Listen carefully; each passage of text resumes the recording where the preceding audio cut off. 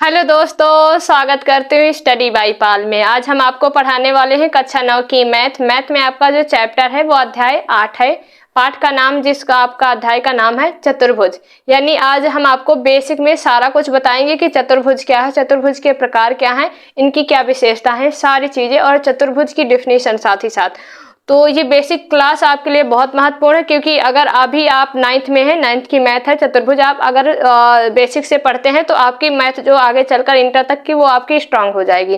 तो एकदम बेसिक से पढ़ेंगे, एकदम बेसिक वे में और डिटेल में पढ़ेंगे। सबसे पहले हम जानेंगे चतुर्भुज क्या है, यानी चतुर्भुज की डिफिनीशन क्या है। जैसे चित्र बनता है वैसे ही उसकी डिफिनीशन आप करेंगे तो वैसे ही आएगी।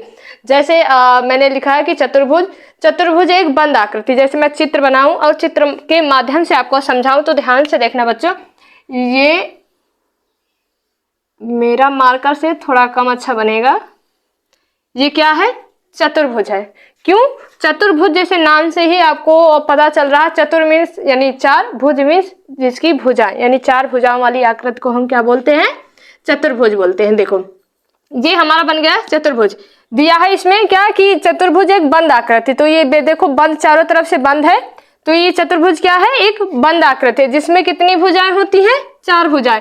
एक आपकी ये भुजा, एक आपकी ये भुजा, एक आपकी ये भुजा, एक आपकी ये भुजा, यानी चार भुजाओं से घिरी या बंद आकृति को हम क्या बोलते हैं? चतुर्भुज बोलते हैं। और इसमें शीर्ष कितने होते हैं? चार। एक शीर्ष ये आपका, एक शीर्ष ये, एक शीर्ष ये, एक शीर्ष ये। ये पॉइंट बहुत अच्छे से याद रखना, क्योंकि इस तरह की जो पॉइंट है एग्जाम में आपके ना बहुविकल्पी में आते हैं, यानी विकल्प वाले ऑप्शन में आते हैं। तो आपकी भुजाएं कितनी होती हैं? चार। और शीर्ष भी आपके कितने होते हैं? चार। चतुर्भुज में चार भुजाएं, चार शीर्ष होते हैं, साथ ही साथ चार कोण होते हैं। कितने कोण होते हैं चतुर्भुज में? चार कोण होते हैं। देखो एक कोण ये, एक कोण ये, एक कोण ये और एक कोण ये। हमने अभी तक क्या जाना कि चतुर्भुज एक बंदाकृति है जिसमें चार भुजाएं होती हैं, चार शीर्ष होते हैं, साथ ही साथ चार कोण होते हैं। और प्रत्येक कोण कितने अंश का होता है? 90 अंश का। 90 अंश का। ये अगर आपके पूरा समांतर है, यानी पूरी भुजाएं आपकी समांतर है, तो कोण कितने का बनेगा? 90 का। तो आपकी ये रही डिफिनीशन। यानी अभी आप क्या समझे हैं? सिर्फ चतुर्भुज। अब हम जानेंगे चतुर्भुज के प्रकार। यानी आप कई प्रकार के चतुर्भुज देखते हैं। किसी की आपका समलंब चतुर्भुज हो गया, जैसे वर्ग। ये अभी आपने हम आपको बनाए, ये क्या है? ये वर्ग है।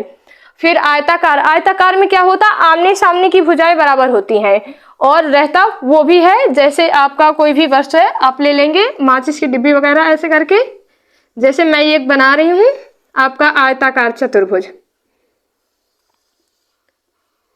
ये क्या है?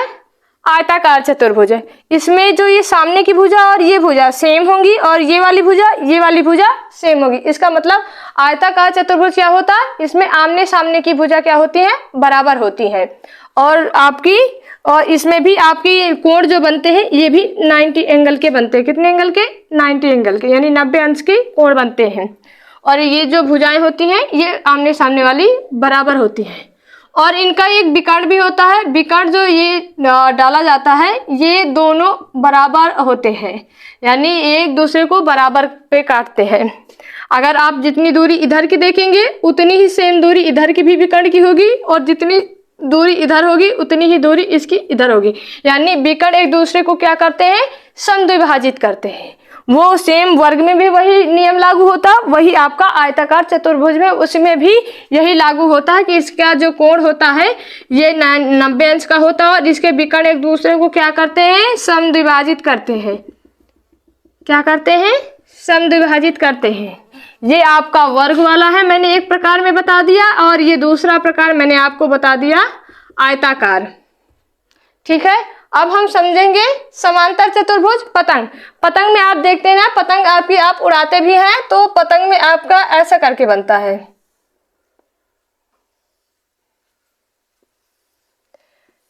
ये आपका है पतंगाकार आपका चतुर्भुज है। ठीक है। और है फिर क्या है लास्ट में? समलंब चतुर्भुज। तो हमने आपको सिर्फ अभी दो समझाए, एक आपका वर्ग, दूसरा आपका आयताकार। यानी हम सबसे पहले क्या समझे? चतुर्भुज की सारी डिफिनीशन। उसके बाद चतुर्भुज के प्रकार में हमने आपको वर्ग बताया और आयत बताया। ठीक है। वर्ग में सभी भुजाएं कितनी होती हैं? बराबर होती हैं। और वर्ग के जो चारों कोण होते हैं वो 90 अंश के होते हैं और वर्ग के जो विकर्ण होते हैं वो एक दूसरे को क्या करते हैं, समद्विभाजित करते हैं। आयताकार में हमने भी पढ़ा आमने सामने की भुजाएं क्या होती है, बराबर होती है, प्रत्येक कोण 90 अंश का होते हैं और जिसके जो विकर्ण होते हैं वो एक दूसरे को क्या करते हैं, समद्विभाजित करते हैं। तो हमने दो प्रकार में से मतलब आपके चतुर्भुज के प्रकार में से दो प्रकार पढ़ लिए, एक वर्ग आपका, एक आयताकार। अब हम पढ़ेंगे समांतर चतुर्भुज, पतंग और समलंब चतुर्भुज। अब हम पढ़ेंगे समांतर चतुर्भुज। तो समांतर चतुर्भुज हमारा हमने ये चित्र बना रखा है, ये हमारा समांतर चतुर्भुज है।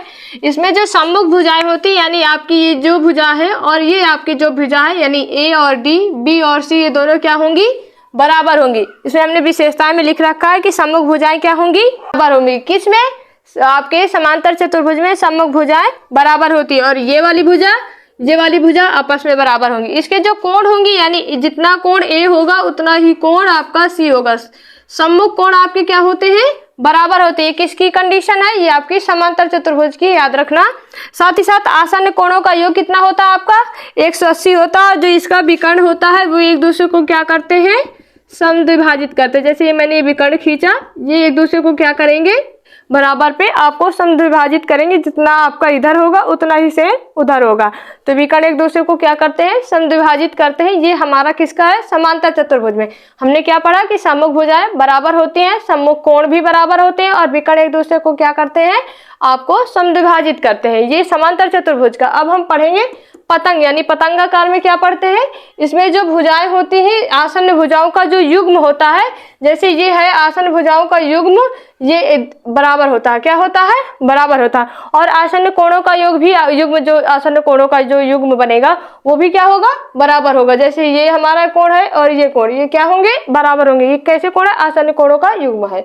साथ ही साथ आपका जो विकर्ण होगा वो कैसा होगा, लंबवत होगा। और आपका जो बड़ा विकर्ण है ये छोटे विकर्ण को क्या करता है, समद्विभाजित करता है। देखो ये जो हमारा बड़ा विकर्ण है और इधर वाले विकर्ण को ये क्या कर रहा है, बराबर दूरी, जितनी दूरी इधर है उतनी ही दूरी ये है। ये आपको क्या कर रहा है, पतंगाकार में बड़ा विकर्ण छोटे विकर्ण को क्या करता है, समद्विभाजित करता है।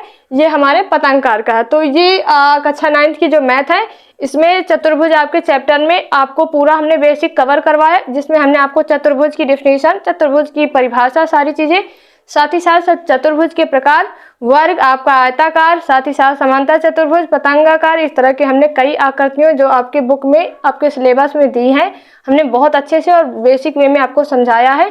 तो मिलते हैं इसकी प्रश्नावली पे, जो हम इसकी 8.1 प्रश्नावली कराएंगे, तब आपको अच्छे से बेहतरीन से सवाल सॉल्व करवाएंगे। तो मिलते हैं नेक्स्ट वीडियो में, तब तक के लिए पढ़ते रहें, मुस्कुराते रहें। धन्यवाद क्लास। और साथ ही साथ ये वीडियो शेयर करें अन्य बच्चों तक, ताकि सभी बच्चे फ्री में क्लास ले सकें।